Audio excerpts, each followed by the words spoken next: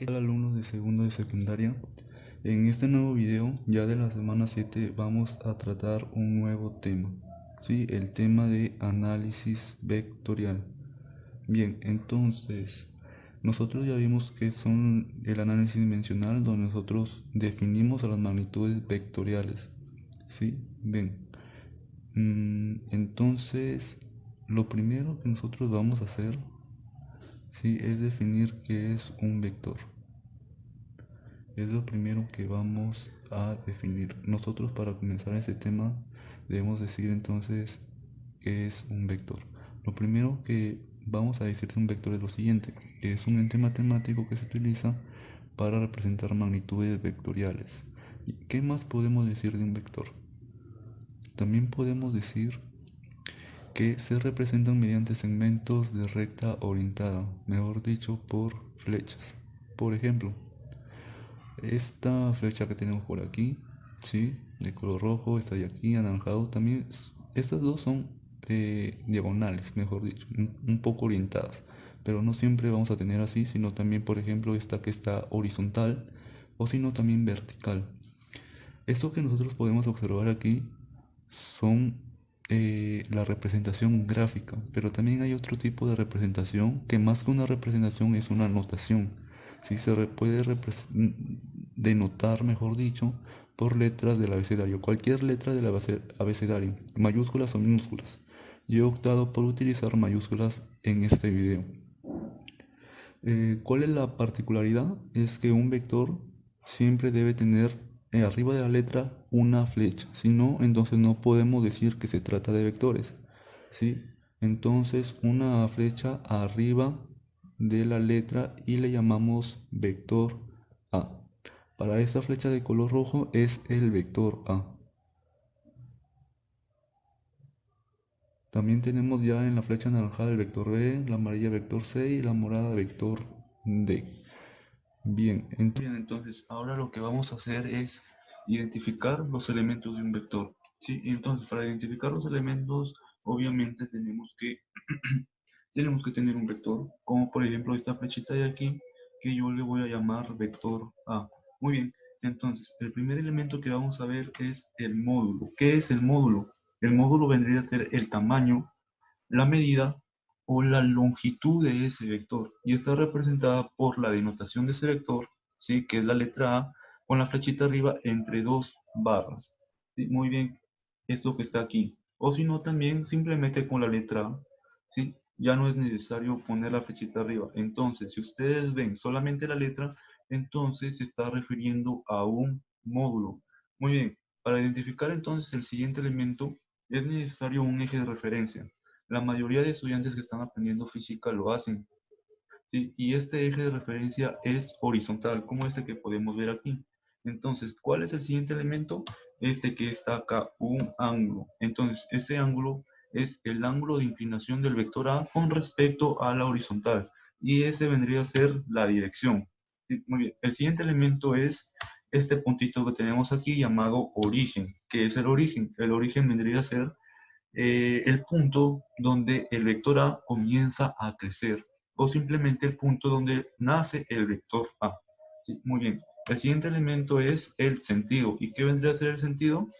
La flechita de ese vector, mejor dicho, la cabecita de ese vector.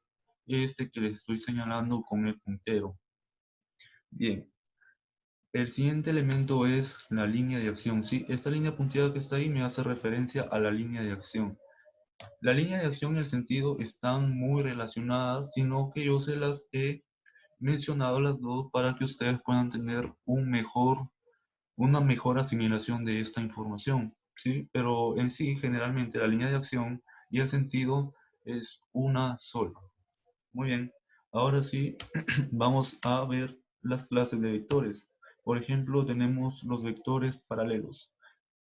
Decimos, dos o más vectores son paralelos si sus líneas de acción son paralelas. Por ejemplo, este que está aquí y este que está aquí. Si ustedes se dan cuenta, ambos vectores tienen la misma inclinación. Si tienen la misma inclinación, entonces nosotros podemos decir que son paralelos. Aquí hay algo en especial. Si ustedes se dan cuenta, en las cabecitas de estos vectores ambos tienen el mismo sentido, ¿verdad? Entonces les vamos a llamar codirigidos, vectores codirigidos. ¿Y qué pasa si los vectores tienen sentidos opuestos como estos de aquí? Si ustedes se dan cuenta, un vector está apuntando hacia un lado y el otro hacia el otro lado. Entonces les vamos a llamar vectores contrariamente dirigidos. ¿Ya? ¿Sí? Muy bien, listo. La siguiente clase de vectores son los vectores colineales. Cuando dos vectores o más vectores son colineales cuando están contenidos en la misma línea de acción. Por ejemplo, esta línea de acción, esta línea punteada que tenemos aquí, vamos a eh, hacerle referencia a una línea de acción. Entonces, son colineales los vectores que están sobre esa misma línea de acción, como por ejemplo este vector de aquí, este de aquí y este de aquí. Como ustedes se dan cuenta, los tres vectores están en la misma línea de acción. Entonces podemos decir que estos tres vectores son colineales. Bien, ahora tenemos los vectores coplanares. ¿Cuándo son coplanares? Cuando los vectores están contenidos en el mismo plano.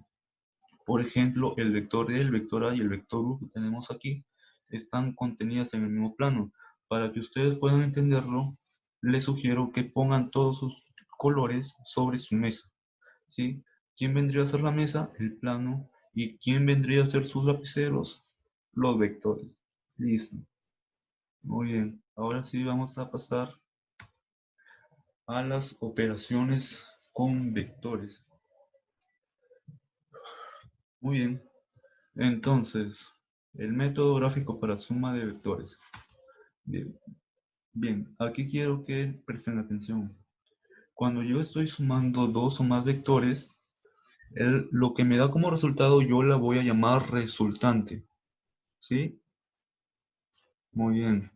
Le repito, cuando yo tenga o cuando yo sume dos o más vectores, lo que obtengo le voy a llamar resultante. Bien. Ahora lo que vamos a ver es el método del triángulo. ¿Sí?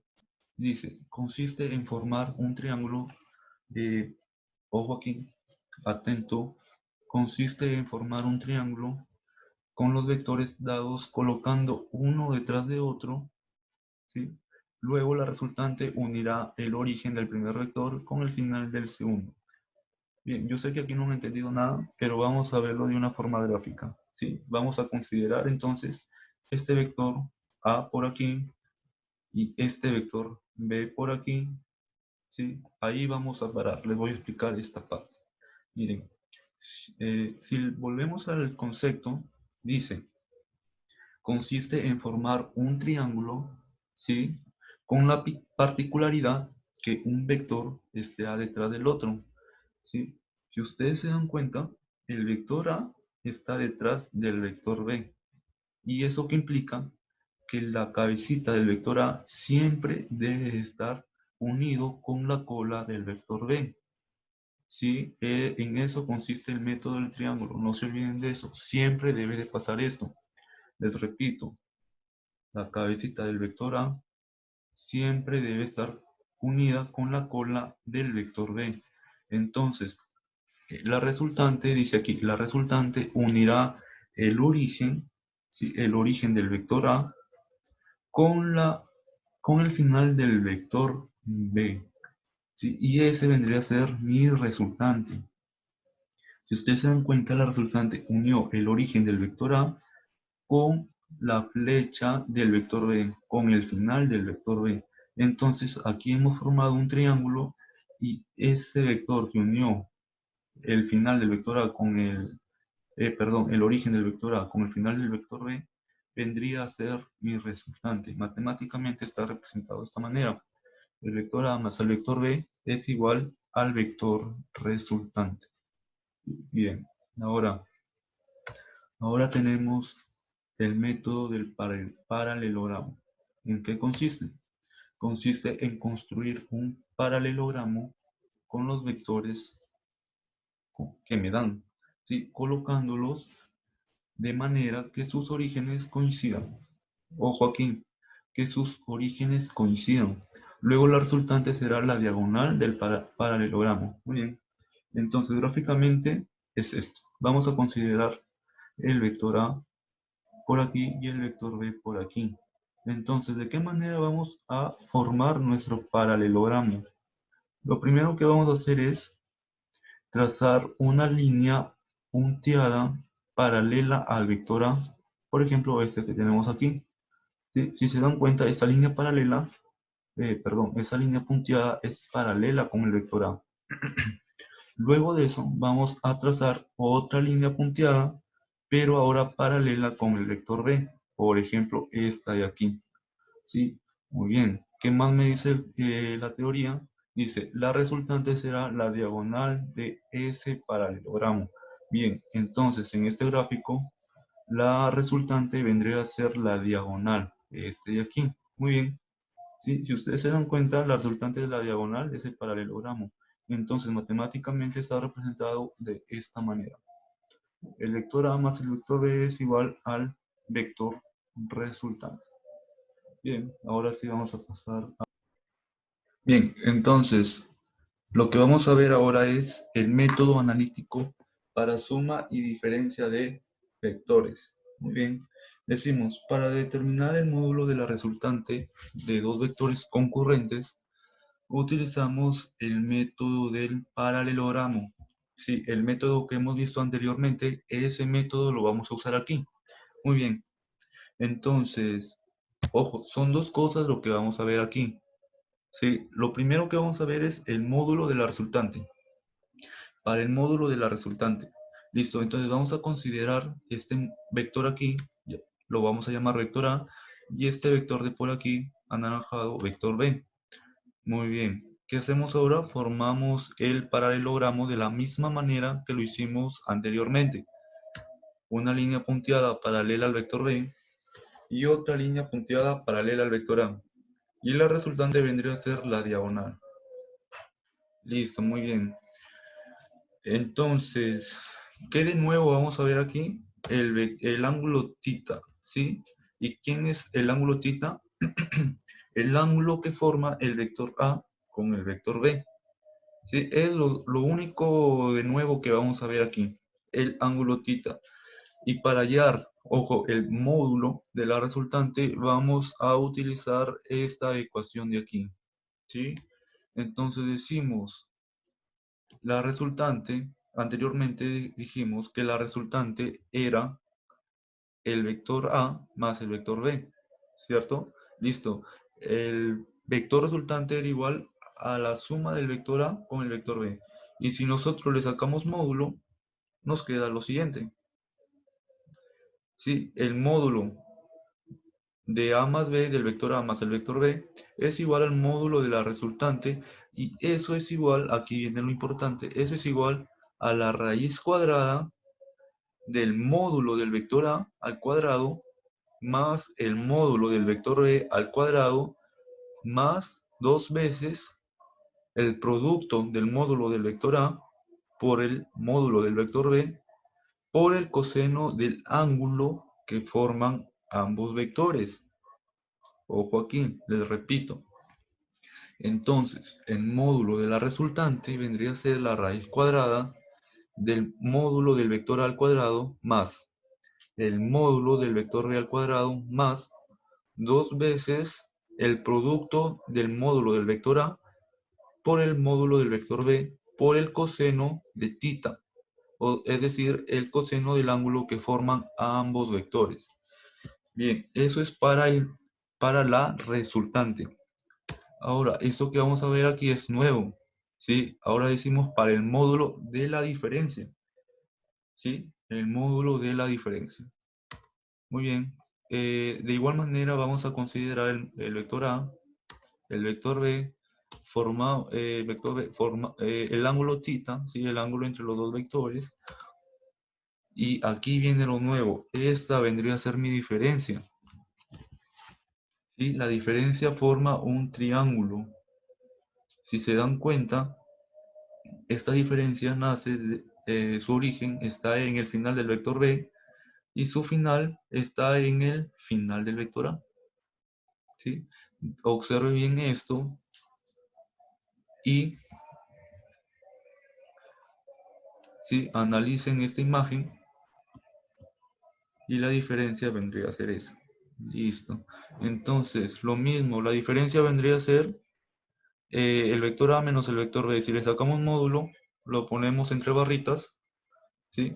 Y decimos el módulo de la diferencia es igual a la raíz cuadrada, igualmente, del módulo del vector A al cuadrado más el módulo del vector B al cuadrado menos, aquí cambia, aquí ahora es menos, dos veces el producto del módulo del vector A por el módulo del vector B por el coseno del ángulo de ambos vectores. Listo. Entonces, a la ecuación anterior, ya esta ecuación generalmente, y eso es importante, se les conoce como la ley de cosenos. ¿Sí? La ley de cosenos. La primera fórmula es para la resultante y la segunda fórmula es para la diferencia. Muy bien. Eso es importante que no se olviden. A esto se le conoce, a estas dos fórmulas, a estas dos ecuaciones, se le conoce como ley de cosenos.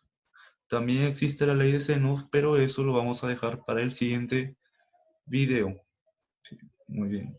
Entonces, de esa manera, concluimos el video de la semana 7. Hasta aquí hemos concluido el video de la semana 7. Aún no termina este tema de análisis vectorial, falta mucho aún, pero lo vamos a seguir tratando para un siguiente video. Hasta ahora, esto es todo. ¿Sí? Entonces nos reencontramos en un siguiente video. Espero que estudien bien esta parte porque es importante. ¿Sí? Es importante que sepan todo hasta aquí, que lo dominen. Les sugiero que lean libros, hay muchos libros en internet, ¿sí? Y listo. Entonces nos reencontramos en un próximo video para continuar con la clase de análisis vectorial. Listo, gracias y hasta luego.